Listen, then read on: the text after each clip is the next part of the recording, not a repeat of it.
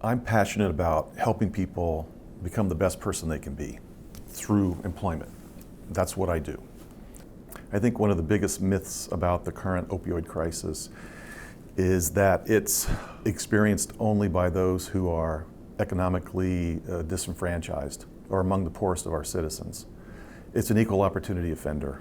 I have CEOs and people in positions of power tell me, come up to me all the time, and they have someone, whether it's themselves or they have someone in their family who's been affected by this, and how can they seek help.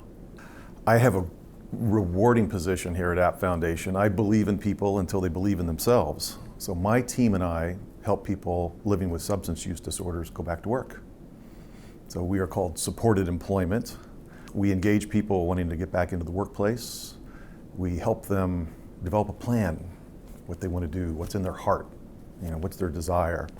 We teach the basics. We start with simply affirming them, acknowledging who they are, getting to know that person.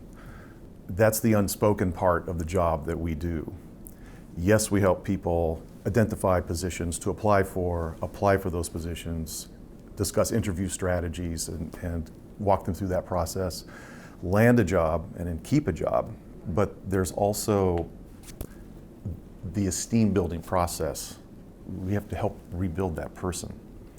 And in many, many cases, they might have the confidence or the experience or the skills, but that esteem that they need to convince a hiring manager to hire them, and how do we get them to express that and articulate what it is, a value that they can bring to that business. Well, the reason employment is effective in someone's recovery is it gives them structure to their day. They have a beginning, a middle, and an end. They're among people. They also are bringing value to the workplace, and they feel there's purpose in that. It's an esteem builder. What I understand with mental health and substance use disorder treatment and recovery started off with, okay, you have to get clean and sober. We need to get a hold of psychotic episodes. You need to have your life in order before you can become housed, before you can go to work, before you can get your license.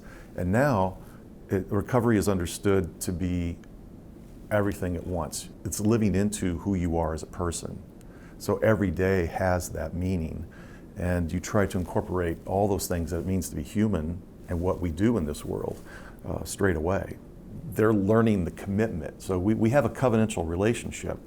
It's not contractual, but we owe that to them, to give of ourselves and get to know them as a human being, because ultimately that's the connection with community and citizenship and involvement in things. It's kind of a hierarchy of going from addiction and isolation to returning to the community is many, many steps.